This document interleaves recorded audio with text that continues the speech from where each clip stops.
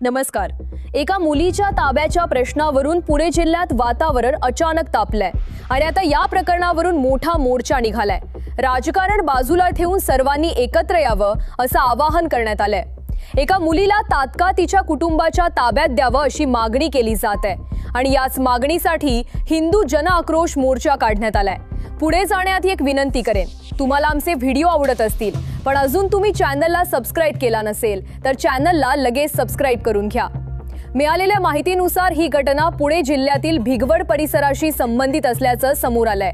एका मुलीच्या ताब्याच्या मुद्द्यावरून स्थानिक पातळीवर वाद निर्माण झाल्याचं सांगितलं जात आहे। या प्रकरणाच्या पार्श्वभूमीवर स्थानिक नागरिक आणि कार्यकर्त्यांनी एकत्र येत हिंदू जन आक्रोश मोर्चा काढला।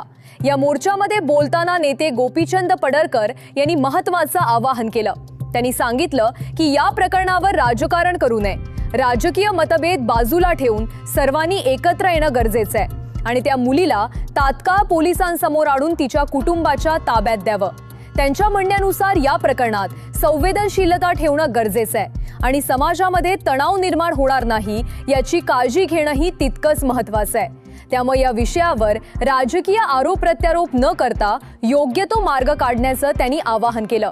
मोर्चामध्ये सहभागी झालेल्या अनेक नागरिकांनीही या प्रकरणाची सखोल चौकशी व्हावी अशी मागणी केली।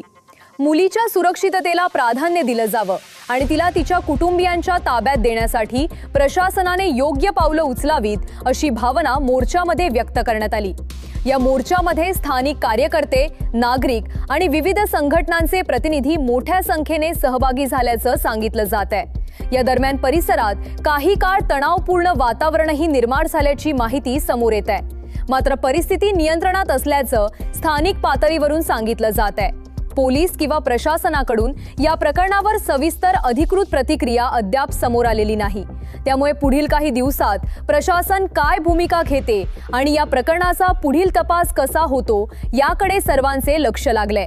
आता या प्रकरणात पुढे नेमकं काय घडतं, मुलीच्या ताब्याबाबत काय निर्णय घेतला जातो आणि प्रशासन कोणती पावलं उचलतं हे पाहणं महत्त्वाचं ठरणार आहे। या प्रकरणाबद्दल तुमचं मत काय आहे ते आम्हाला कमेंट्समध्ये नक्की कळवा।